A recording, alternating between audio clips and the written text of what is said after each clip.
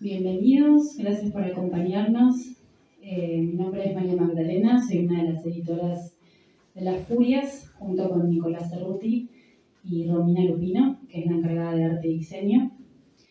Estamos presentando hoy la correspondencia entre Sigmund Freud y Lugo Andrea Salomé, una nueva edición y una nueva traducción a cargo de Carolina Previdere. Y estamos muy contentos de haber podido volver a traducir este libro y volver a publicarlo, porque ya hablarán sobre eso los presentadores, pero era un libro que ya se había editado y estaba prácticamente inaccesible, y nos parecía importantísimo que pudiese volver a circular y a leerse. Así que estamos muy contentos, les agradecemos por acompañarnos. Agradecemos también al Museo del Libro y la Lengua por recibirnos. Y bueno, les voy a dar la palabra a los presentadores, a quienes les agradecemos también mucho que hayan accedido a la invitación. Carla Leonardi, psicoanalista, crítica de cine y de teatro. Carolina Previdere, docente y traductora del alemán, traductora de la obra de Freud y de este libro. Lionel Klimkiewicz, psicoanalista y editor de los manuscritos de Freud junto a Juan Carlos Cosentino. Bueno, gracias nuevamente y los dejo con ellos. Empezamos con Carla. Bueno, voy a ver, ¿se escucha ahí? Sí, a mí no me gusta mucho, pero bueno. Bueno, nada, agradezco la invitación en principio y este libro que para mí es como un acontecimiento que se vuelva a editar y por Las Furias. Yo quería algo que les voy a compartir un poco para contextualizar a lo Andrea Salomé. Le puse de título a algo que escribí, El maestro y la libertad. Bueno, el primer acercamiento que yo tuve a lo Andrea Salomé fue en el contexto de un comentario que me habían pedido hacer sobre la película Lo Andrea Salomé, La audacia de ser libre, que es una película de una directora alemana que se llama Cardula Cabrit Post, del año 2016, que es un buen acercamiento como para meterse un poco en la vida de lo Andrea Salomé. Ese fue el primer acercamiento que yo tuve a ella. Después vino la edición de Penichka y un desvío de Las Furias, dos novelas de ella. Bueno, y ahora nos encontramos en esta ocasión con la correspondencia. De lo Andrea Salomé se han dicho muchas cosas. Se la dijo filósofa, escritora, femme fatale, musa, psicoanalista, ícono feminista. Para mí es una visionaria, una adelantada a su tiempo y el misterio de una singularidad femenina a la cual resulta difícil sacarle la ficha. No obstante, la nueva y bella edición de su correspondencia con Sigmund Freud, que lleva por título La alegría propia de un verdadero encuentro, acaso arroje nueva luz sobre esta lúcida pionera. Nacida en San Petersburgo en 1861 y proveniendo de una familia aristocrática con acceso a la élite cultural, donde es la menor de 5 hermanos varones, la vivencia decisiva de su infancia es la desaparición del buen Dios al que le compartía sus experiencias, sus deseos y que la colmaba de regalos, quien no da respuestas frente a la transitoriedad de la existencia, justamente cuando fallece su padre. Esto la lleva en la adolescencia, con 17 años, a la decisión de comenzar a estudiar filosofía, teología y literatura francesa y alemana con el pastor protestante holandés Hendrik Guillot, que es el que justamente le da el apodo de Lou, porque como era holandés no podía pronunciar Luisa, que es el nombre original, y le da el apodo. Bueno, Guillot es el primero que sucumbe a los encantos de lo Andrea Salomé bueno, estaba dispuesto a dejar a su esposa y casarse con ella. Luego Andrea Salomé lo rechaza. Y estos estudios ella los empieza a realizar con la idea de empezar a estudiar en la Universidad de Zúrich, que era una de las pocas que admitía mujeres. Su decisión de estudiar está en clara diferencia con los ideales de su madre, que era por supuesto que se casara y formara una familia.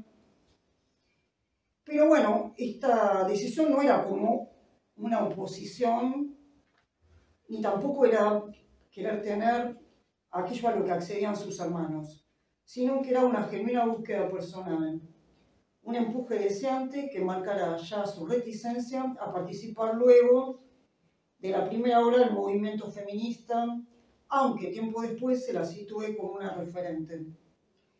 En Zúrich ella traba amistad con el filósofo Paul Rill, que es quien le presenta a Nietzsche en Roma, y con ello funda la Trinidad, que era una comunidad de trabajo intelectual que no prospera a partir de que Nietzsche se enamora de ella, y no solo eso, también osa proponerle matrimonio. Su negativa genera perturbaciones en el filósofo, quien desairado y despechado pasa violentamente de la admiración a la difamación, llamándola egoísta, cruel e ingrata, lo que comienza a alimentar el mito de la femme fatale. Será cortejada luego con insistencia por el filólogo especialista en lenguas orientales Friedrich Karl Andreas, con quien no obstante termina casándose en 1887, bajo amenaza de que si uno lo hacía, él se iba a suicidar. Se trató de un matrimonio blanco, una alianza con fines intelectuales, mientras ella tenía otros amantes, y que continuó hasta el fallecimiento de él en 1930. Ya siendo ella una reconocida escritora en los círculos literarios, conoce al joven poeta Rainer Maria Rilke, que en ese entonces tenía 21 años, a quien influyó al abrirle las puertas del mundo literario y al introducirlo en la literatura rusa de esa época, como Tolstoy y Pushkin. Y además deviene la musa inspiradora de los poemas de Rilke. Bueno, el romance con Rilke, ella lo que va a experimentar es la comunión entre el erotismo femenino y el misticismo, y la relación culmina debido a la inestabilidad del poeta y porque su amor-pasión unitiva hacia el todo rondaba lo destructivo, aunque continuaron su vínculo por correspondencia hasta el fallecimiento de Rainer en 1926. De estos vínculos con los hombres que la rodearon surge la voluntad de mantener su autonomía, de construirse un cuarto propio mucho antes de que lo situara la escritora Virginia Woolf en su célebre ensayo. Y por otro lado, al acercarse a la filosofía, a la poesía y a la filología, el intuitivo intento de reencontrar a ese Dios de la infancia, no en tanto garante de un sistema de pensamiento, sino en tanto un Dios que habla y ama. Bueno, Lou Salomé conoce a Freud en 1911 en el Congreso de Weimar, cuando ya tenía 50 años, y atraída por sus postulaciones sobre el inconsciente. Se acerca para estudiar y analizarse con él durante un año, en el cual además asistía a las selectas reuniones de los miércoles, hasta que finalmente se asienta definitivamente en Gotinga en 1913, donde empezó a recibir su consulta como analista y continúa el vínculo con su maestro por correspondencia.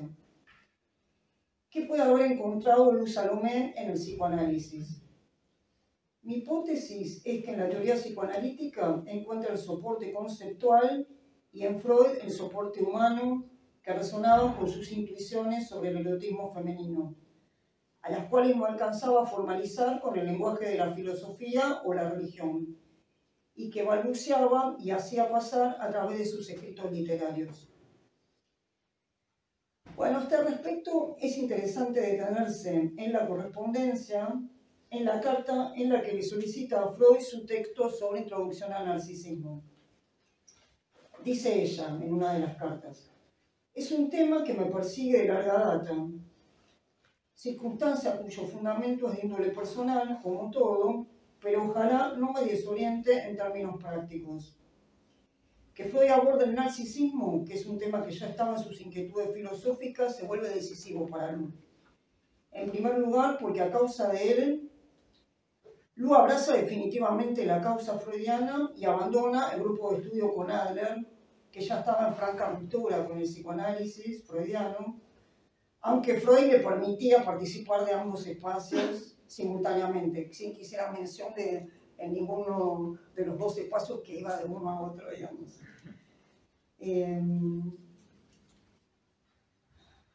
Bueno, y en segundo lugar, es interesante detenerte las observaciones que le realiza Lu a Freud con respecto a la introducción al narcisismo, en particular en lo que respecta a los artistas. Ella dice ahí en una de las cartas: el artista se entrega a la creación con una objetividad suprema, sin sospechar siquiera los personalísimos vínculos entre su obra y su ser más íntimo e infantil. Y recién cuando despierta de ese arrebato de inconsciencia, vuelve a caer en la infatuación. El yo es objeto de la libido solo en el segundo caso. En cambio, el primer caso podía describirse como que el yo desdibuja por completo sus contornos, permitiéndole esto escapar de su subjetividad, de la oposición entre el yo y el mundo exterior. Freud recibe sus comentarios, pero no los objeta, le responde: usted es inquebrantable, no parece haber sucumbido a la actual inhibición generalizada que nos ha arrebatado la fuerza creadora a todos los demás. Es una referencia a que estaban atravesando la Primera Guerra, ¿no? No tomaré sus comentarios sobre el narcisismo como objeciones, sino como instrucciones para intentar nuevos esclarecimientos conceptuales y prácticos. Aunque se trata de un claro desacuerdo, se aprecia sin embargo allí claramente que respeto y valoración y admiración valoraba sus opiniones. E incluso podemos acaso hipotetizar si las observaciones de Freud en el capítulo 3 de Introducción al Narcisismo sobre el narcisismo femenino no le fueron inspiradas por su relación con ella.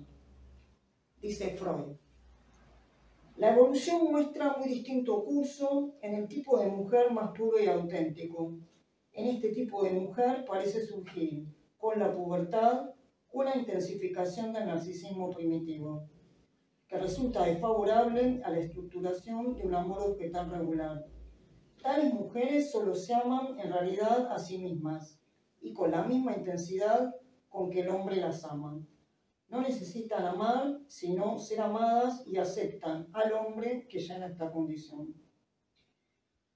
Lu Salomé venía a describir un texto que es pre-psicoanalítico, que se llama El erotismo, que es de 1910, que estaba bastante influido por la filosofía de Spinoza, que concibe a Dios como en realidad sustancia que está presente en todas las cosas, en la naturaleza.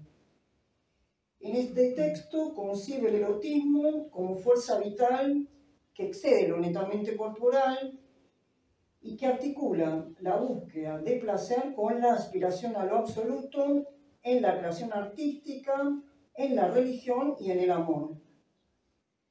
También en ese texto discute el erotismo femenino pensado solo en términos de receptividad pasiva, bajo los modos de la madre y la prostituta, propio de las concepciones de la época, e intuye sus relaciones con el misticismo, adelantándose a formulaciones de Lacan sobre la sexuación. Cito ahí un fragmento de ese texto. Dice: cuando más hondo arraiga una mujer en el amor, cuando más personalmente se ve implicada ahí, con tanta mayor fuerza se transfigura la exclusión del mero objetivo del placer en lo sexual para cambiarse en un hacer, en una vital plenitud y actuación. Sensualidad y pureza, abrirse en flor y sacrificarse, hallan así su síntesis. En esta sublime obra de la mujer, el hombre es solo el carpintero de María junto a un Dios.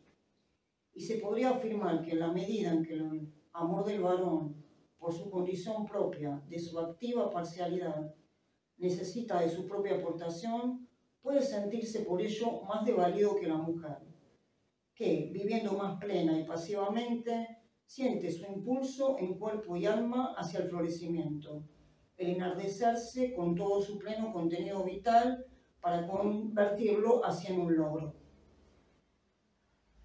Bueno, sus observaciones a introducción al narcisismo en la correspondencia también pueden leerse como un antecedente de su otra importante contribución al psicoanálisis, que es el narcisismo como doble dirección, que es de 1921. Y ahí plantea una concepción del narcisismo sumamente original. Distingue dos concepciones del narcisismo. A uno lo llama el narcisismo auténtico, ligado a un fondo preindividual y primitivo, que contiene la sustancia misma de esa noción inconsciente que le interesa, vinculada a algo primigenio, que designa las profundidades de la psiquis, y el otro que resulta para ella menos genuino y que parece, sin embargo, haberse alzado con la imagen más habitual del término y que es el llamado narcisismo del yo. Estas dos tendencias ella las representa metafóricamente con la imagen de la planta, donde la tierra es la conexión con la totalidad originaria, con las profundidades del inconsciente preindividual, mientras que la luz representaría el yo, la conciencia, la individuación. La advertencia de Luz Salomé es clara: el yo individual no puede ser la fuente de la libido, lo que implica que cuando la libido es retirada de los objetos, no retorna al yo. Dice ella en ese texto: cuando dormimos, la libido no se deposita en el yo, sino en lo inconsciente. El retiro libidinal o introversión del segundo tiempo de la represión se dirige a la fantasía. Este retorno no es visto como patológico por ella, sino que para ella es fuente de la creación artística, del lazo al otro, y en definitiva se liga a su comprensión de la cura. Para Salomé, el narcisismo es nada menos que el reservorio, este narcisismo que ella considera como el auténtico, es nada menos que el reservorio del poder creativo, imaginativo y rememorativo del sujeto y de la humanidad. Bueno, en este texto, en cierto modo, anticipa algo de la segunda tópica freudiana, donde Freud, además de conceptualizar el yo como instancia psíquica inconsciente, plantea que el yo hunde sus raíces en el ello. Se anticipa también a posteriores desarrollos de Lacan con su teoría del espejo y realiza una lectura inédita del mito de Narciso. Ella llama la atención sobre el carácter natural del espejo en que se mira Narciso. Se trata de un espejo de agua, un espejo de la naturaleza, no un espejo artificial. Y eso connota para Salomé que aquello que Narciso ve en el reflejo no es su propia imagen, sino más bien su conexión con la naturaleza como un todo. Es por eso, especula, que él se queda allí embelesado, narcotizado. En lugar de encandilarse con su propio rostro, se funde con el agua, símbolo de la confusión que remite al líquido amniótico y al sentimiento oceánico, tal como le llega a Freud. Fue Lacan quien puso el especular en el centro de la noción de narcisismo, a postular el estadio del espejo como un momento de conformación del yo, del cuerpo y la realidad exterior. Salomé utiliza la confrontación frente a la propia imagen del espejo para pensar el narcisismo, pero en un sentido diferente al de Lacan, quizás opuesto.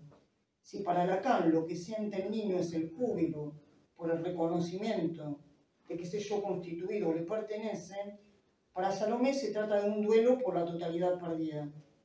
Mientras que para Lacan el narcisismo comienza con el reconocimiento en el espejo, para Salomé allí se termina. Si el aislamiento es el nombre del dolor más agudo, origen de la paranoia, la cura como retorno del aislamiento, como el hilo de Ariadna en el laberinto paranoide, tiene en el narcisismo salomiano su más valioso aliado.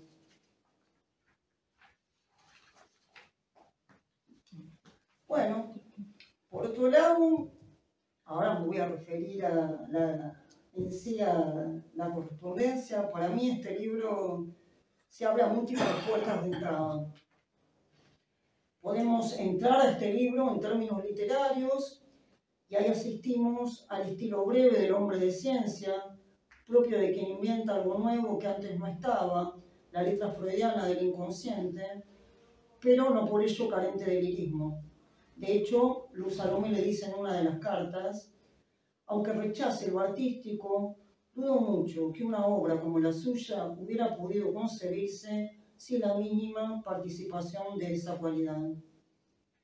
Y por otro lado, del lado de Luz Salomé, tenemos la profusión rizomática de quien juega con las metáforas, pero también altera la sintaxis y procede además por homofonía, mostrando así un saber hacer con la lengua.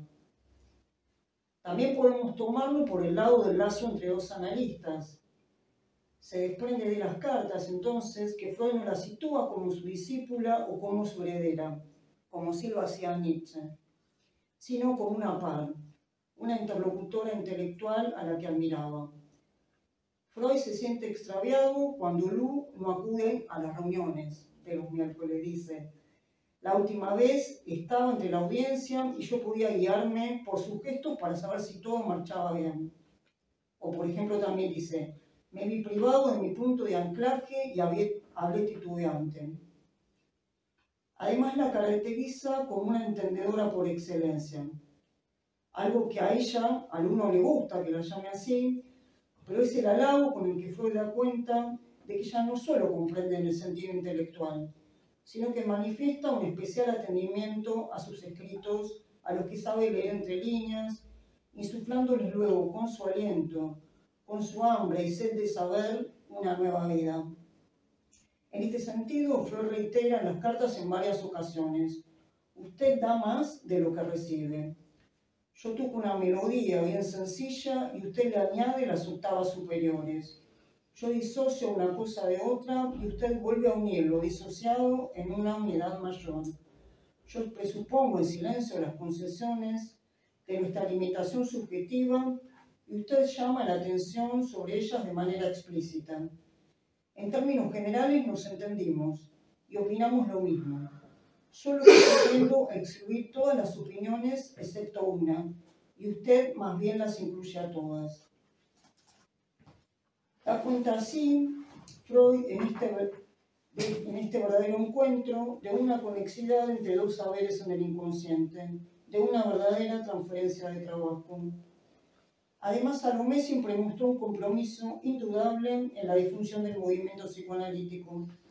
Fue una suerte de embajadora del psicoanálisis en los círculos intelectuales y literarios de su tiempo.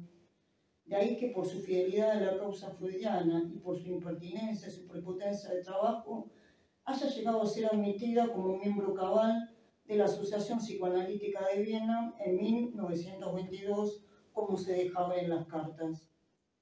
Esta correspondencia es entonces testimonio de un psicoanálisis vivo y apasionante en su construcción, más que la mortuoria y erudita repetición letánica a la que solemos estar acostumbrados en nuestro tiempo, entre dos que pueden dialogar y discrepar, pero a la vez tratarse con mutuo respeto. Dice Freud en una de las cartas: me alegra mucho saber que se dedica tanto a los problemas surgidos, porque anulo a ello la esperanza de que pueda surgir algo más que una carta dirigida a mí. Yo también sigo trabajando en el tema a mi manera. Otra arista de entrada a esta correspondencia es leerla como testimonio de un análisis. Freud sostiene su parloteo, pero no rechaza, asiente ni cuestiona las observaciones de Luz Salomé. Dice, por ejemplo, en una de las cartas: no diré ni sí ni no, ni tampoco colocaré signos de interrogación, sino que haré lo que hice siempre con sus comentarios: disfrutarlos y dejar que actúen en mí. Se oferta así como causa de producción y se deja interpelar por ella. Siguiendo esta línea, es interesante detenerse en la supervisión de casos clínicos por carta, donde si bien en la mayoría se abocan juntos a tratar de resolver el enigma, el sentido edípico y sexual de los síntomas, resulta crucial el caso de la señora Eisner, donde el análisis zozobra por la decisión del esposo de acelerar el divorcio y por haberse involucrado demasiado personalmente en Luz Salomé. Freud ahí apunta directamente a la posición analítica de Luz, a resituarla desde el deseo del analista, y le dice: en mi opinión, solo hay un camino posible a seguir. Invoquen el acuerdo que habían hecho al principio. Usted no es una justiciera ni un ama de beneficencia, sino una terapeuta que solo puede trabajar si se le garantizan las condiciones requeridas. Estas misivas también son el conmovedor testimonio de una amistad que duró 25 años hasta la muerte de Luz Salomé por un fallo renal en 1937, en la cual ambos se acompañaron durante las penurias de la Primera Guerra Mundial. Bueno, Luz siempre pregunta por las noticias sobre los hijos de Freud en el frente de guerra. También Freud la acompaña a ella en las penurias económicas debido a la alta inflación en Alemania y a tener que sostener a su familia en Rusia bajo los efectos de la revolución. Freud le deriva pacientes, le envía dinero, la insta a no trabajar tanto y a cuidar de su salud. También se acompañan, ella lo acompaña a él en las angustias paternales respecto del bloqueo intelectual y sexual de su hija Ana, por lo que llega a confiársela para que le brinde su orientación. Se acompañan durante las pérdidas de sus seres queridos y también durante los terribles dolores de las enfermedades que aquejaron a ambos en la vejez, siendo notorio en todo este recorrido el lacónico pesimismo de Freud en contraposición a la esperanzada y poética disposición vital de Luz Salomé. Dos marcas se desprenden de la vivencia Freud para Luz Salomé a partir de estas cartas. Por un lado, la alegría, que se pesquisa además en la homofonía en alemán entre Freude, que es alegría, que podría pensarse como significante de la transferencia, como afecto de lo vivo que resuena en el cuerpo de la voz freudiana en las cartas. Y por otro lado, como efecto, la gratitud, que se expresa plenamente en el texto de Luz Salomé, Mi agradecimiento a Freud, que es de 1931, con motivo del 75 cumpleaños de Freud. Es un título que el maestro le sugiere cambiar, pero ella se niega y con buen tino. Dice ahí en una de las cartas: el trabajo en sí mismo se reduce a esa sola palabra. Es una experiencia con la persona que lleva ese nombre. Porque lo que Freud le sugería es que cambiara mi agradecimiento a Freud por mi agradecimiento al psicoanálisis. Entonces ella dice, es una experiencia con la persona que lleva ese nombre. Vaya uno a saber qué hubiera resultado de haber sido un simple conocimiento objetivo. Sin esa experiencia humana no me lo puedo imaginar. Después de todo, soy mujer. En este texto, de una manera muy íntima y poética, Salomé pone en valor el descubrimiento del inconsciente, por un lado como legado freudiano para la humanidad, al devolverle al hombre moderno la reverencia ante los misterios del propio corazón, y por otro lado como el regalo que significó para ella misma la experiencia del inconsciente en tanto apertura y libertad creativa. Estas preciosas cartas con sus divinos detalles, que resplandece con la alegría de esta reedición de las Furias, son un valioso documento indeleble donde se dejan entrever las vanguardistas teorizaciones de Andrea Salomé sobre el narcisismo y el erotismo femenino, con receptividad que no es pasiva, sino fuerza vital y creadora. También reflejan que Freud no quería discípulos sumisos o rebeldes, sino que afirmándose desde su tronco pudieran desarrollar un pensamiento independiente y hacer avanzar el psicoanálisis. Freud operó para Luz con su cándido paternalismo, más que autoritarismo o posesividad, y con su cientificismo que lo llevó paradójicamente a descubrir el eros inconsciente, como un amable regalo en el cual hacer pie para a partir de allí zambullirse en sus profundidades, con la confianza de que volverá a salir a la luz con nuevos tesoros.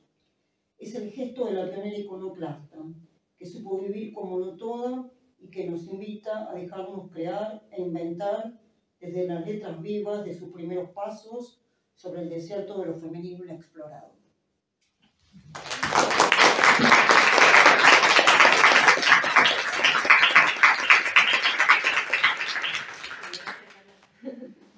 ¿Se escucha sin micrófono o es necesario con la cámara? Sí, puede ser ¿Con micrófono? No dice nada. Bueno, gracias por estar. Me gustaría, como traductora del libro, comentarles un poco cosas que solamente conozco yo. Transmitirles algo de lo que fue o de lo que es traducir, y en este caso en particular a estos dos pesos pesados como Sigmund Freud y Andrea Salomé. Lo primero que quisiera decir es una frase que yo se la escuché o se la leí a un psicoanalista de Rosario, pero que se llama Mariano Bello, que fue compañero mío de la facultad, pero no sé si él a su vez no la citaba de alguien y estoy incumpliendo la cita, pero no importa. Llego hasta donde puedo, que se la leí a él una vez, y dice algo muy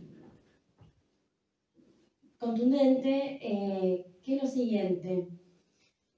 La palabra de Freud no es importante solo por lo que dice, sino por lo que empuja a decir. A quien la lee, a quien la escucha, o lo que sea. Y a mí me parece que esta frase es de una potencia impresionante. Primero porque es muy simple y porque trasciende al mismo Freud incluso, y porque también es una síntesis. Yo, pasado unos meses de haber hecho este trabajo y de haber como que se va sedimentando en lo que fue transitar esta traducción, diría que es una buena síntesis de lo que fue esta correspondencia, o por lo menos la dinámica de esta correspondencia, que fue muy amplia en el tiempo, porque empezó en 1912 o 13, si mal no recuerdo, hasta que muere Lu. ¿Por qué digo que es una síntesis de lo que fue la correspondencia? Porque si bien había una admiración mutua de ella hacia él y de él hacia ella, también da cuenta de una relación o una admiración sumamente asimétrica. No se admiraban por los mismos motivos, creo. Por un lado, digamos, lo que se puede ver a lo largo de la correspondencia desde el principio hasta el final es una Lu sumamente prolífica en términos teóricos, pero mucho más reservada en términos personales. Ella esquiva bastante, por lo menos no deja ver muy claramente sus dolores, sus dolencias, sus malestares, los toca muy de costado. Y en cambio, toma ese espacio de la correspondencia con Freud como un lugar donde puede volcar torrencialmente ideas que se van a veces armando en el mismo momento que las redacta. Y Freud, por el otro lado, tenemos a un Freud que no es tan teórico, digamos, o sea, limita, como decía Carla, algunos comentarios. Bueno, esto sí, esto me parece muy medido en sus comentarios teóricos, pero mucho más vulnerable. Vemos a un Freud, ser humano, que hace explícitos algunos temores, digamos, o sea, nada que ver con lo que uno quizás, en mi caso por lo menos, aprendió de Freud en la facultad.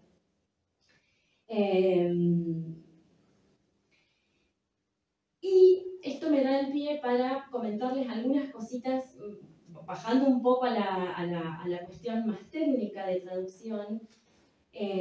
Traducir correspondencia acarrea algunas dificultades técnicas que no tienen otros libros que fueron escritos para ser publicados. Y con esto voy al punto central.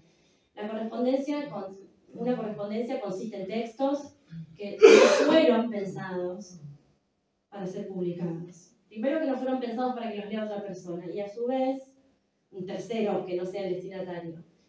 Y tampoco fueron pensados para ser publicados. Por lo tanto, ¿cuáles son esas dificultades técnicas? Sobreentendidos, abreviaturas.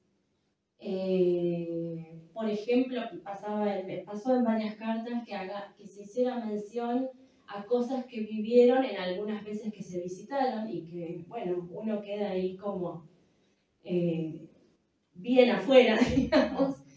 Pero no solamente hay dificultades técnicas al traducir correspondencia, sino que también hay algunas, o hay algo, se toca un poquito, o surge algo del estilo, no quiero decirlo así tajantemente, pero como cierta dificultad ética, porque tarde o temprano, en algún momento, en alguna carta, a raíz de algún comentario o algo, uno como traductor siente que se está metiendo en un vínculo, en la intimidad de un vínculo ajeno.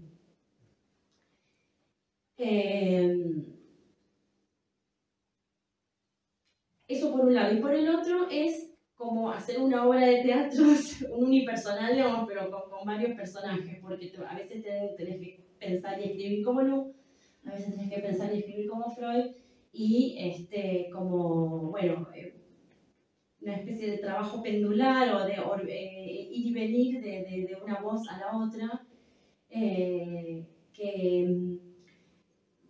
puede llegar a ser difícil calibrar, digamos, que ninguna de las voces aplaste a la otra o que no se ponga muy por delante uno de los personajes o que se prefiera uno de los personajes a otro. Bueno, cosas que van sucediendo en el día a día del oficio, digamos, de traducir un texto como este. No es lo mismo que traducir un ensayo, no es lo mismo que traducir una novela. Y cuando los personajes son como estos dos, se eleva exponencialmente a mí al menos, el sentido de la responsabilidad, digamos.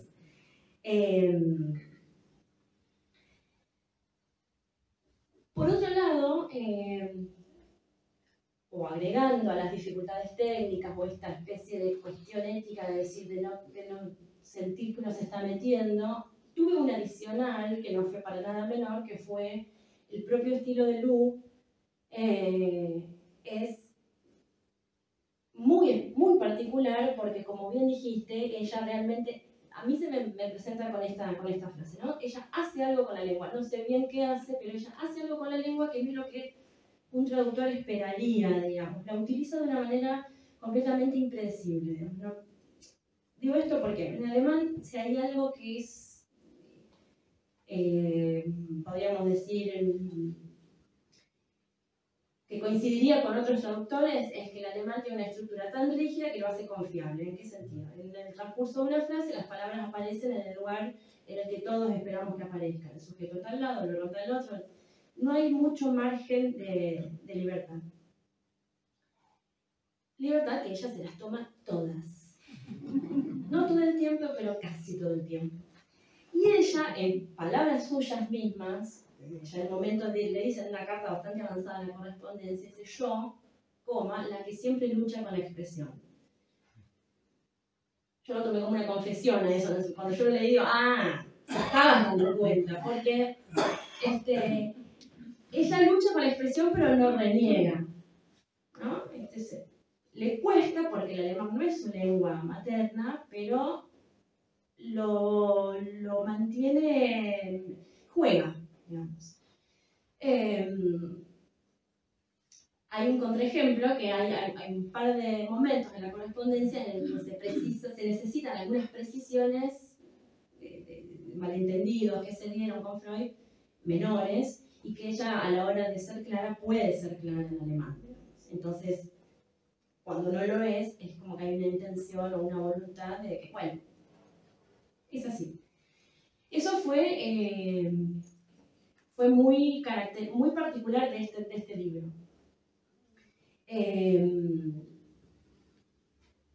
Coincido con cuando recortabas o mencionabas algunos de los recortes que hiciste de la correspondencia, rememoraba, claro, eso lo escribí yo, entonces me agarra con una especie de vértigo y de orgullo porque reconozco mis palabras, pero no son las mías. Bueno, ese lugar tan incómodo del traductor de hacer hablar a otro o prestarle las palabras para que el otro hable. Eso básicamente es lo que yo, digamos, siempre doy por supuesto que el público que que está escuchando no tiene por qué ni saber ni de psicoanálisis ni de traducción. Entonces, un poco comentarles en qué consiste el trabajo del traductor y específicamente de este texto. Que a su vez, y con esto quisiera ya terminar porque quiero ser breve, este libro incluye que, a diferencia de la edición anterior, que es de hace varias décadas, del año 78, fragmentos inéditos de la correspondencia. No hay cartas enteras inéditas, pero sí hay muchas cartas que fueron censuradas. Según tengo entendido, fue Anna Freud la que optó por que no se publiquen en su momento párrafos o fragmentos referidos a ella o a otras personas. Y ese material yo lo decidimos, fue una decisión con la editorial de incorporarlo y se desprende, o digamos, se accede a ese material consultando los manuscritos de la correspondencia. O sea, están en la biblioteca del Congreso de Washington, están la correspondencia como imagen, está subida completa, está subida a la web, digamos, completa. Se pueden consultar todas las cartas y ver, cotejar en las partes donde acá estaba indicado que había fragmentos omitidos. Yo iba a los manuscritos originales a buscar esos fragmentos, que a veces eran solamente nombres, a veces eran páginas enteras. Ese material es importante decirlo, porque explicarlo, porque no es una obviedad cómo es ese trabajo. Ese material inédito, en alemán, manuscrito,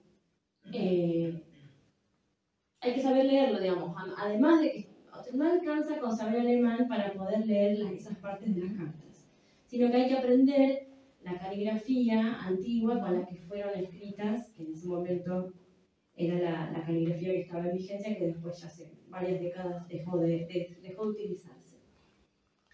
Entonces, esa condición del material inédito, es importante decir que si bien es público porque está subido y es de acceso público, no es accesible, entonces había que hacer el esfuerzo de traerlo para que se pueda, primero de llevarlo del alemán al alemán, digamos, o sea, del manuscrito al alemán de computadora, si quieren, y de ahí hacer la traducción. O sea que hay un trabajo de mucha laboriosidad como las partes inéditas están señaladas con otra tipografía, para que sepan cómo nacen esos fragmentos inéditos que se publicaron, producto de qué trabajo son.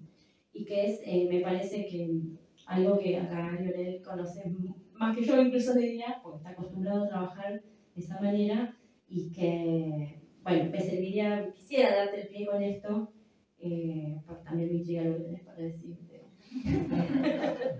Así que bueno, simplemente eso. Si después alguien quiere hacer alguna pregunta, bienvenidas, pero digamos, no quiero extenderme más. Era un poco lo que les quería contar. Así que gracias.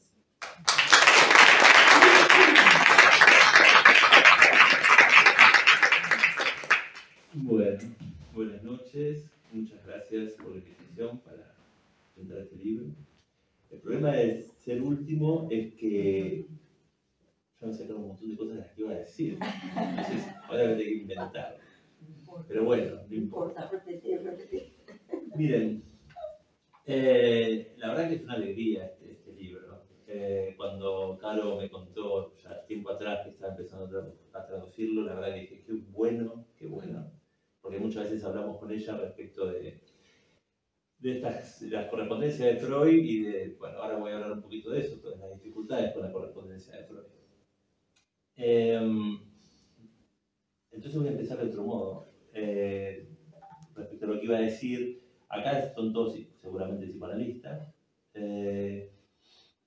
y seguramente ustedes o todos los que conocen, todos los colegas que conocen, la mayoría, podemos decir a esta altura, el 90% de las personas, cuando escriben un texto para un congreso, cuando escriben una tesis de doctorado, de maestría, citan a Freud y citan los textos de Freud publicados por la editorial Morrot.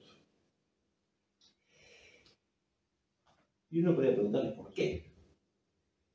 No vamos a entrar en esa discusión ahora, pero el punto es que hay una decisión siempre en una edición que tiene efectos. Y que eso esté ocurriendo en el idioma castellano es también, entre otras cosas, efectos de la política de una edición.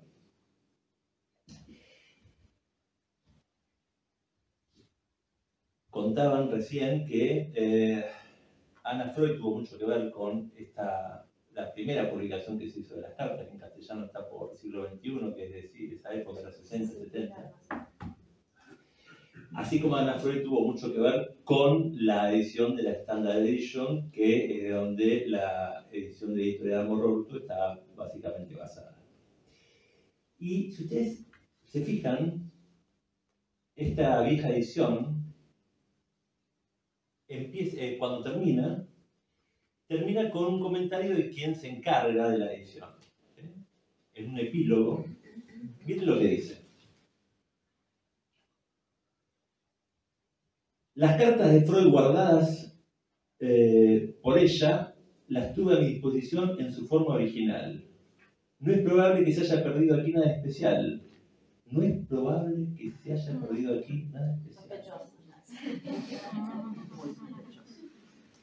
Lo único que se echa de menos es la respuesta a una carta de Luandra Salomé del 5 de diciembre del 34, que hubo ciertamente de existir, que está perdida, o estará en algún lado. Las cartas de Lu, por su parte, se conservan a sí mismo, con excepción de algunas pequeñas lagunas. ¿No? Se conservan. Las tuve a mi disposición en copias que Anna Freud me permitió sacar hace algunos años. ¿Sí? Bueno, es mentira eso. Anna Freud, incluso cuando editaba las obras completas de Freud, Anna Freud era la que decidía fundamentalmente qué textos se iban a editar primero. Algunas ediciones de traducción menos en eso se metía, pero sí con respecto al material que se utilizaba, por ejemplo, que está en las notas al pie de esa edición, de la edición inglesa estoy hablando, que se copió acá en la castellana, o en las notas introductorias, ese material, hay toda una investigación, estuve con Villegas Teazoro en el hospital, que me dieron una conferencia de investigación que está haciendo sobre eso. Anna Freud lo daba a cuentagotas y según ella decidía qué material podía los traductores, en ese caso, tener a disposición o no. ¿Sí? Lo mismo acá.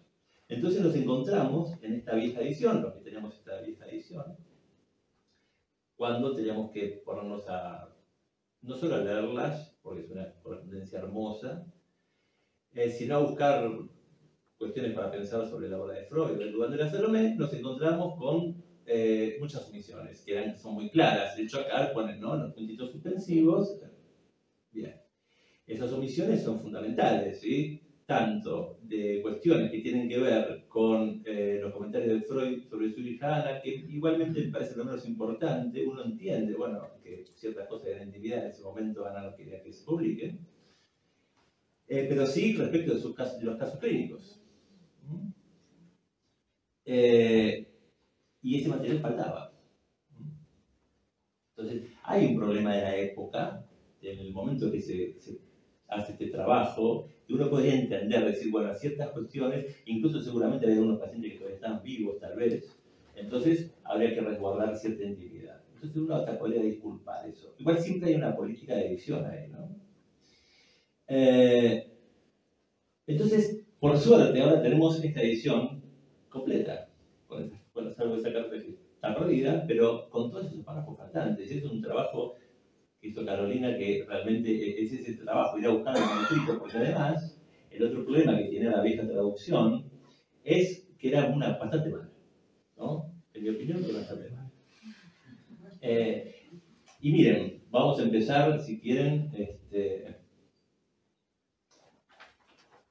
voy a dejar ese ejemplo para después. Entonces, para los que nos dedicamos a investigar la obra de Freud, es fundamental tener el material. ¿Sí? Es fundamental tener el material completo, por un lado, bien traducido, y con todos los datos necesarios que necesitamos. llevamos más o menos 100 años de la obra de Freud, y además, a esta altura, en mi opinión, todavía no terminamos de leer a Freud. Si bien hay mucha gente que dice que Freud ya está superado, hay que leer al último Lacan, y bla, bla, bla, todavía ni terminamos de leer a Freud porque hay muchos textos de Freud que todavía no están en castellano. Porque hay muchas cartas de Freud que todavía ni salieron a la luz, están guardadas, van saliendo a medida que se cumplen los plazos para que puedan salir, y de esas todavía al castellano muy poco. Y las cartas de Freud, si uno soñara en hacer una nueva edición de las obras de Freud, las cartas deberían estar incluidas claramente, ¿sí?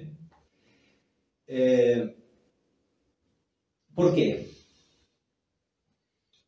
Porque en principio Freud discutía sus asuntos clínicos y teóricos con sus discípulos o colegas.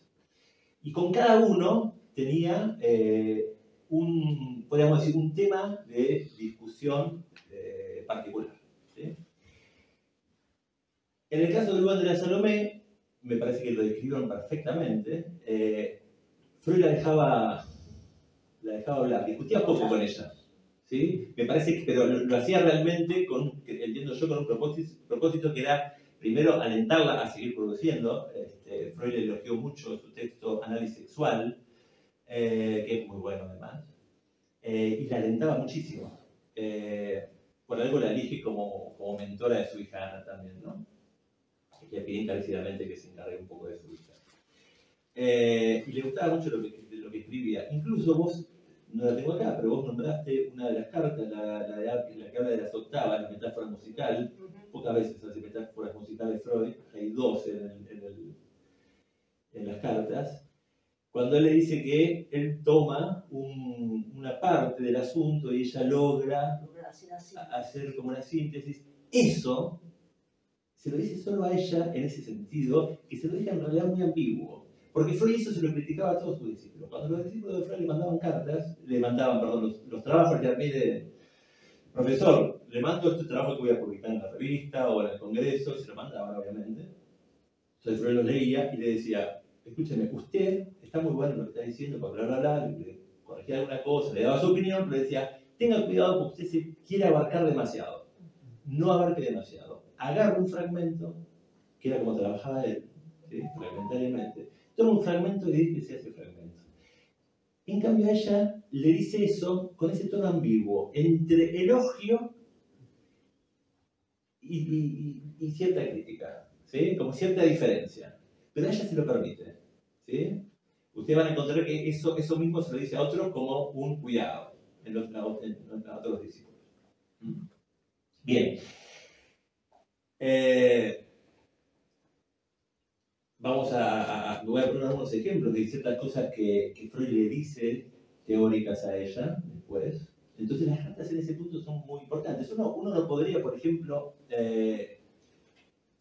investigar sobre el problema de la melancolía en la obra de Freud sin leer las cartas de Freud con Abraham, por ejemplo, ¿sí? Con quien discute durante largos años sobre el tema de la melancolía, que son fantásticas esas cartas, y ahí se ve cómo yo trabajaba. Bueno, con Ferenczi discute otras cosas, bueno, con Rank no está en la carta, pero lo tenía ahí al lado, pero con Reich, con varios discípulos discute temas muy particulares, con cada uno un tema generalmente en particular.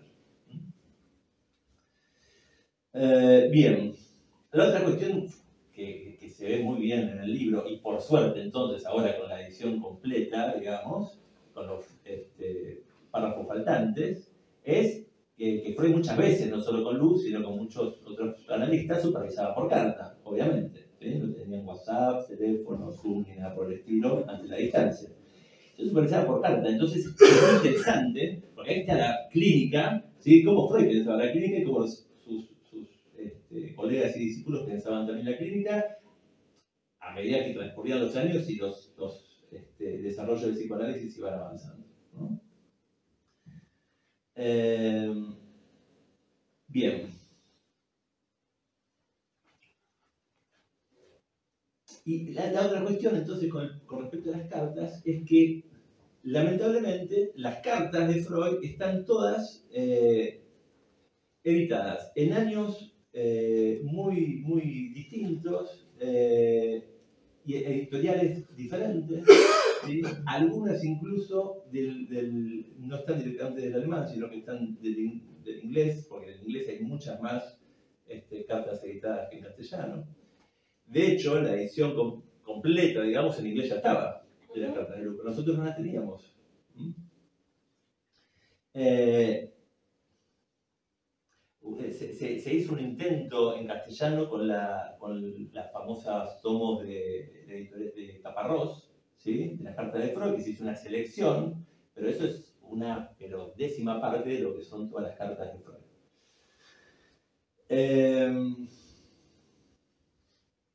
Entonces ahí podemos ver cómo Freud va pensando a medida, según los años, y acá lo podemos ver, empiezan estas cartas en el 10, 11 y terminan cuando se muere, en Perú. Cómo van cambiando los temas a medida que Freud va desarrollando un montón de sus planteos teóricos. Entonces en ese punto es fundamental y ahora podemos tener ese material completo y podemos reconstruir, porque además a veces pasa que algunos casos clínicos de Freud los discute con 2 o 3, cuando son los propios, con 2 o 3 colegas. Entonces, rastrear ese material, que ahora además en la biblioteca de Washington están subiendo cada vez más material de las notas de Freud, entonces uno puede ir reconstruyendo lo que aparece en la obra, que hablando obviamente de un caso clínico, pero que Freud no nombra, sus notas clínicas, la correspondencia, entonces uno puede reconstruir casos clínicos. Bien, y después el problema de la traducción. Caro, al pasar, creo, no sé si al pasar o no, pero lo dijo cuando la escuchaba a ella hablar, leer las cartas, y dijo, esto lo escribí yo. Y es así. Nosotros no podemos olvidarnos que nosotros no leemos a Freud. Nosotros tenemos un traductor. ¿Sí? Nosotros en castellano tenemos la ventaja de que Freud tuvo buenos traductores. ¿Sí? No fue siempre el caso. Ballesteros y Echeverri, vamos a agregarlo a Rosenthal, pero fundamentalmente Ballesteros y Echeverri son 2 grandes traductores, con sus errores, con sus política de traducción, con su estilo de traducción, pero son 2, hay que reconocer que son 2 muy buenos traductores. Pero no siempre fue así, y menos con la correspondencia, porque la correspondencia es una editorial edita una, otra, porque sería, creo que imposible que sea toda una edición de la carta de Freud, porque son miles y sería inabarcable y nadie pondría dinero. Pero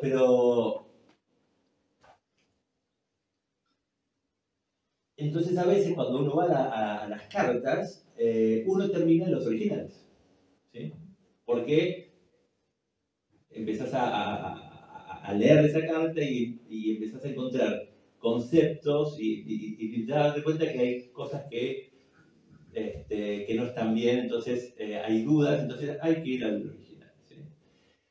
A veces no se sabe quién es el traductor. Esta vieja edición, no está claro quién es el traductor. Podría llegar a ser este hombre muy conocido en México, que se ocupó de las ediciones del siglo XXI, Armando Suárez.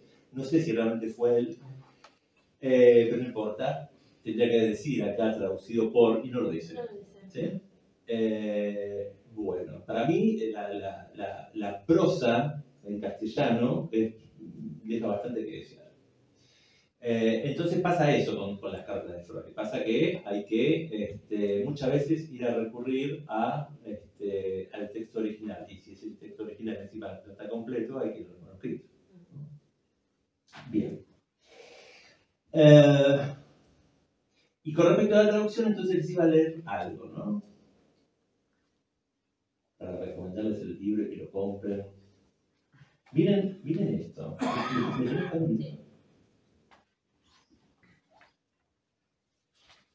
Ya que te voy a elogiar, hazme un favor. Es que. Espera. como hartadito, pero...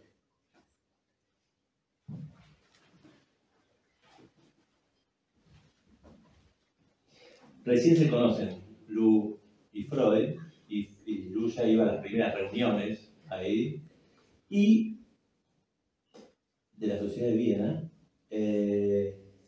Entonces, en la vieja traducción, dice, una carta de Lu le dice a Freud: de ahí que me sintiera muy feliz cuando le oí decir a usted recientemente, entre paréntesis, en unas pocas palabras en voz baja durante la discusión, después de su conferencia, cierra paréntesis, que su formulación última de estas cosas se reducía al conflicto, escuchen, que su formulación última de estas cosas se reducía al conflicto entre la sexualidad y la pulsión del yo.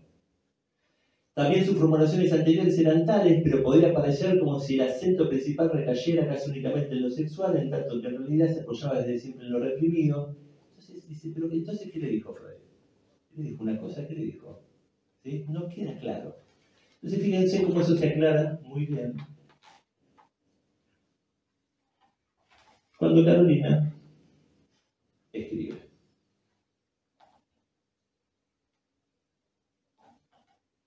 Por eso me puso muy contenta cuando usted el otro día me dijo, con un puñado de palabras tenues, cuando conversábamos después de su exposición, que su última formulación sobre esos temas iba más allá del conflicto entre sexualidad y pulsión del yo. Mucho más claro. Bien, entonces ahí es cuando la traducción es fundamental, porque nos puede hacer entender lo contrario si no estamos muy atentos, porque puede ser confuso. Entonces ahí nos queda nada más que creerle al traductor. Por eso yo siempre digo, por ejemplo, de la obra de Freud, hay que consultar las dos traducciones, y cuanto más traducciones haya, mejor. Así uno las puede por lo menos cotejar. Bien. Dos cosas más, dos cartas más. Les quiero leer. Para mí, voy a elegir una de Freud y una de Lu, ¿sí? Por dos motivos diferentes. Para mí, una de las cartas más lindas que ha escrito Freud es una muy cortita del año 25, 10 de mayo del 25. ¿Sí? Freud ya tenía más de 70 años.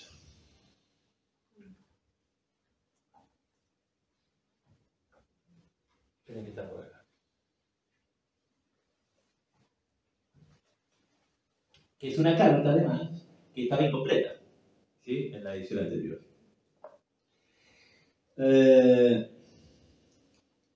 Primero Freud la saluda, le manda saludos para su marido, y bla, bla, bla, no voy a leer todo eso, después lo pueden encontrar ustedes y leerlo. Entonces están hablando un poco de la vejez. Y Freud, como bien decían, con ella hacía algo que no hacía generalmente con otros de sus interlocutores, que era hablar de cosas bastante íntimas, ¿sí? Pero íntimas en el sentido de exponerse un poco más él respecto de lo que le pasaba, de lo que sentía, de cómo pensaba ciertas cosas, más de la intimidad, de la vida cotidiana, de su paternidad, ¿no? Entonces aquí le habla de la vejez. Ellos ya están grandes los dos, tienen más o menos la misma edad, y habla mucho sobre la vejez, ¿sí? Lo que le va pasando a cada uno sobre la vejez. Le dice algo maravilloso. Le dice: a mí ya no me place con la suficiente intensidad. Noto que poco a poco me va rodeando una corteza de insensibilidad, pero no me quejo. Esto es el 25, pero ya estaba con cáncer. No me quejo. Es también un proceso natural, una manera de comenzar a volverse inorgánico. La serenidad de la edad, por entre comillas, la serenidad de la edad, creo que le dicen, debe tener que ver con un giro decisivo en la relación de las dos pulsiones postuladas por mí. Puede que el cambio no sea muy llamativo, ya que todo lo que era interesante sigue siéndolo. Tampoco las cualidades son muy distintas, pero es como que falta un poco de resonancia. Yo, que soy una persona sin sentido musical, me lo imagino como la diferencia que hay entre apretar o no el pedal, ¿sí? Hablando del piano, obviamente. Una metáfora maravillosa. La ininterrumpida presión sensible de un sinnúmero de sensaciones molestas pudo haber precipitado esta situación. Al margen de eso, sigue diciendo después, bien, después que le dice cómo se siente él en la vejez, quería que se va poniendo viejo y demás, termina diciendo, miren lo que le dice ahora. Al margen de eso, existir todavía me resulta soportable. Creo incluso haber encontrado algo crucial para nuestros temas, pero por el momento me lo reservo. Un descubrimiento del que en realidad cabría avergonzarse, porque son conexiones que tendrían que haber sido descubiertas en un comienzo y no recién después de 30 años. Una prueba de que todos somos falibles. Después hay un párrafo agregado por la edición, es el que falta en la edición vieja, que es un comentario que le hace sobre Ana, que le dice: el análisis de Ana continúa, no es alguien simple, le cuesta encontrar la manera de aplicar a sí misma lo que con tanta claridad ven los demás, y le sigue hablando de Ana, después lo leen ustedes.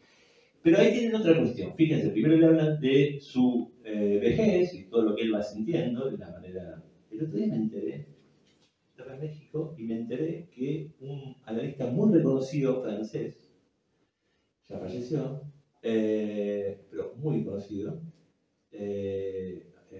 uno de los autores del famoso diccionario, se quejaba porque decía que a Freud le habían dado mal el premio Goethe de literatura.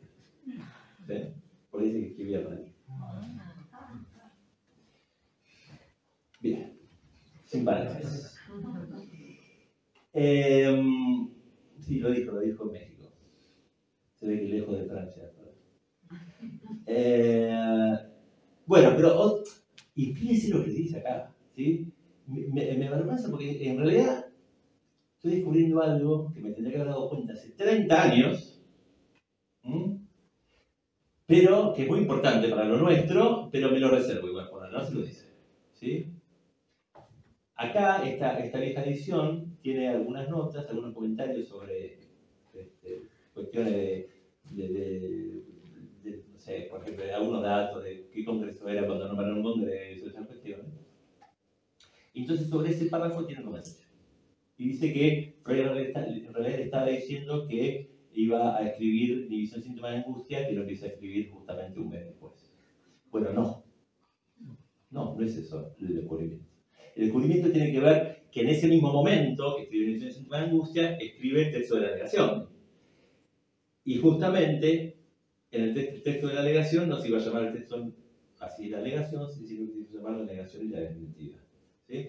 Freud tacha el título, eso está en el manuscrito de Freud, porque todavía se tiene que guardar eso, porque lo tiene que seguir pensando. Nosotros publicamos y escribimos algo sobre eso, pero se trataba de eso, su redescubrimiento, podríamos decir. ¿Sí? Entonces, bueno, a veces también tener que lanzarse a hacer un comentario sobre algo y publicarlo implica la seriedad de tener que a veces investigar de qué se está hablando, ¿no? Porque uno puede decir, era el División, Síntoma de Angustia, claro, no era el División, Síntoma de Angustia. El División, Síntoma de Angustia ahí adelanta que cambia que vuelve al viejo concepto de defensa, ¿sí? Esto tiene mucho que ver con esto que está descubriendo, pero que todavía se reserva. Bien. Entonces, para mí es la carta más importante del libro, ¿sí? Sin duda alguna. Y después tenemos, como también hablaron muy bien, a Lu como lectora. ¿Sí? Extraordinario. Freud siempre tenía la costumbre de enviar sus textos o antes de publicarlos también, o cuando los iba a publicar, que le llegaran a sus discípulos más que nada los que estaban lejos, ¿sí? Se preocupaba porque los textos llegaran. Y a ella le mandaba siempre los textos y ella se encargaba de leerlos y de hacerle, ¿no?, toda su devolución de lo que pensaba, lo que no estaba de acuerdo, lo que le proponía.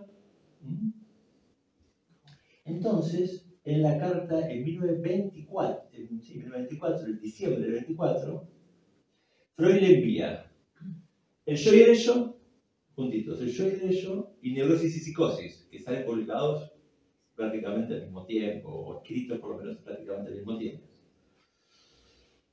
Primero yo y el ello, obviamente, ¿sí? Y esto dije del 24. Acá está. Es una carta larga, no se le voy a contar porque es un comentario extensísimo, ella, pero sí les quiero leer el estilo de respuesta, ¿sí? El estilo de respuesta que ella le da. Recuerdan, bueno, obviamente el yo y el ello, y todo como él retoma en neurosis y psicosis, lo que plantea en el yo y el ello. Entonces ya le dice, después de unas largas cuestiones, le dice ya, yendo del yo y el ello a neurosis y psicosis, le dice: su constatación de la importancia del superyo en las formas de la enfermedad psíquica, la nueva definición de las psiconeurosis narcisistas, todo un campo de investigación que se abre. Uno ya olfatea hasta dónde será capaz de llegar este nuevo enfoque. Muy bien, ella entendía muy bien que eran las investigaciones de Freud. ¿Sí? Todos compartiremos la alegría. A mí directamente me puso los pelos de punta cuando lo leí. Y traté de explicármelo así. Entonces ella dice, ¿cómo entendió? ¿No? Mientras que en el conflicto neurótico entre el yo y la afluencia, esto ya viene de neurosis y psicosis. Mientras que en el conflicto neurótico entre el yo y la afluencia pulsional, y en el conflicto psicótico entre el yo y la realidad, el asunto es la existencia, una lucha por el ser, acá está desplazado a un asunto de valor, a una evaluación entre los poderes en pugna. En el caso normal, las tres se funden compensando sus mutuas delimitaciones mediante un aumento del valor. El yo, pese a las debilidades y fluctuaciones, se siente puesto a salvo en un plano superior en el superyo. La libido, gracias a su orientación objetal, pasa de algo dudoso y hostigador a la condición de loable, pudiendo así expandirse a sus anchas. Por último, la realidad, que es aquello de lo que el superyo no puede prescindir para demostrarse y que por eso soporta con docilidad el hecho de que aparezca una segunda realidad, por así decir, una realidad por encima de todo acontecer externo, el enigmático triple entramado de la experiencia humana como lo único esencial y valioso. El psiconeurótico narcisista es aquel en cuyo centro de valores algo no es... Esto es muy bueno. Les repito, el psiconeurótico narcisista es aquel en cuyo centro de valores algo no está bien, ya sea porque se desvaloriza a sí mismo al referirse a otros, como por ejemplo el melancólico, o porque acusa a otros siendo él el causante, como el paranoico quizás. A diferencia del psicótico cabal, en él estarían juntos los tres elementos: yo, libido, reconocimiento de la realidad, pero desordenados en su actitud valorativa. Es muy bueno lo que está pensando allá. Y sigue. Cuando Freud termina el séptimo párrafo de Neurosis y Psicosis, él, luego de plantear lo que le pasa, le dice, ¿no? Escribe Freud, al yo ¿qué hace el yo para no enfermar? Entonces ahí pone que incluso se cinde y demás, entonces pone como una última oración enigmática en ese párrafo que habla de las incongruencias y las locuras de las personas, ¿sí? Se podrían explicar por ese motivo. Entonces ella retoma ese detalle y le dice: e incluso en las locuras e incongruencias que usted menciona como propias de los medianamente sanos, se trataría de pequeños descarrilamientos en el superyo, sustituidas por sobrevaloraciones muy íntimas y especiales en el yo un tanto deformado, porque Freud habla de la deformación del yo un tanto deformado, o en la libido un tanto insubordinada, o en el alejamiento de la realidad que, en lugar de lograr una conformación más elevada, vira hacia la introversión. Entonces ella le da, Freud no dice todo esto, ella le da su entendimiento de lo que ella, cómo ella entiende esto de las incongruencias y las locuras de las personas, ¿sí? Como es medianamente sanas. El por qué. ¿Sí? Pero no se queda ahí. Dice algo más. Dice, pero aparte de estos locos, están los otros locos, eso lo pone entre comillas. Están los otros locos. Los supernormales, los geniales, y todo aquel que integre esa comunidad dotada de locura. Pensé mucho en todo esto. En el mejor de los casos, no se convierten en competidores del superyo, sino más bien, aunque de manera indirecta, en sus co-constructores. Pero siempre corriendo el peligro de romper el círculo dichosamente alcanzado por los tres.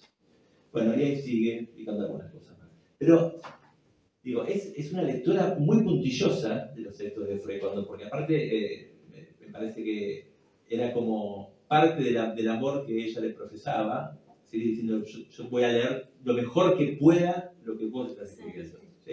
Entonces, eso lo transmitía poniéndole todas las ideas que tenía al respecto, e incluso proponiendo cosas que Freud ahí no dice, ¿no? Cuando habla de las incongruencias, lo deja ahí, nos deja pensando a nosotros, que son esas incongruencias de las personas, ¿sí? Me parece un detalle clínico muy interesante que está pensando Freud, pero ella ahí da, ¿sí? No solo explicando lo que tal vez quiso decir Freud, sino proponiendo su propia lectura de aquellos que son los locos lindos, geniales, que también podrían ser pensados desde ese lugar. Entonces, me parece que estas cartas son indispensables, como todas las de Freud, pero hay algunas que son, que son ineludibles, ¿sí? Me parece que estas, la de Freud con Luz, son ineludibles por todo lo que implican respecto a los casos clínicos, las supervisiones, la teoría, la intimidad, lo que plantea Freud, la intimidad, lo que plantea ella, los planteos de ella, que me parece que hay algunos que son bastante interesantes como para tomar. Obviamente la de Abraham, la de Ferenczi, algunas cuestiones con Jones respecto a la política del psicoanálisis, son ineludibles, ¿sí? Y por suerte, ahora tenemos una edición completa de esto. ¿Sí? Así que yo se la recomiendo porque me parece que siempre, me parece que está llegando el momento de, ¿hace cuánto ya? Por lo menos 70 años que estamos discutiendo el hombre de las razas, el hombre de Ross, Schreber, ¿sí? Está bien, porque hay que leerlo, releerlo, discutirlo, perfecto. Pero hay un montón de estas cuestiones clínicas y de cómo pensaba Freud la clínica que están en su correspondencia fundamentalmente, ¿sí? Y que cuando la empezamos a leer y empezamos a armar esos casos que van, porque aparte están en una época en donde tanto las publicaciones que hacían como la correspondencia, había mucha clínica, ¿sí? Porque lo discutían todo el tiempo. Entonces, me parece que se tiene, digo yo, es una opinión o tal vez un deseo, tiene que venir un nuevo momento para pensar la obra de Freud, de rediscutir ciertas cuestiones clínicas que tienen que ver con lo que aparece en su correspondencia, fundamentalmente, ¿sí? Incluso en las supervisiones que él hacía, cómo pensaba la clínica. Porque creo que nos vamos a llevar más de una sorpresa. Así que bueno, les recomiendo, compren este libro. Pero además, cuéntenselo a otros, ¿sí? Claro, porque, insisto,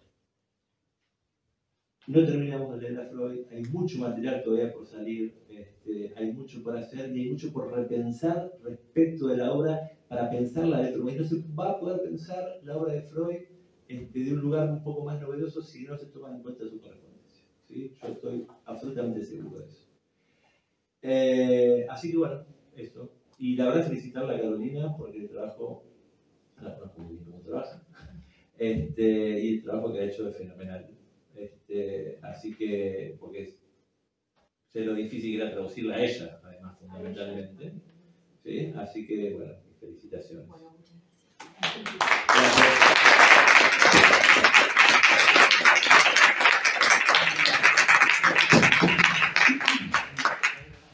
Bueno, muchas gracias Carla, Carolina, Lionel. Quien quiera llevarse el libro, que yo también se los recomiendo, está arriba con la mesa, con todo el catálogo de las Furias, también pueden conocer nuestros otros libros publicados. Gracias al Museo del Libro de la Lengua una vez más. y a ustedes por acompañarnos.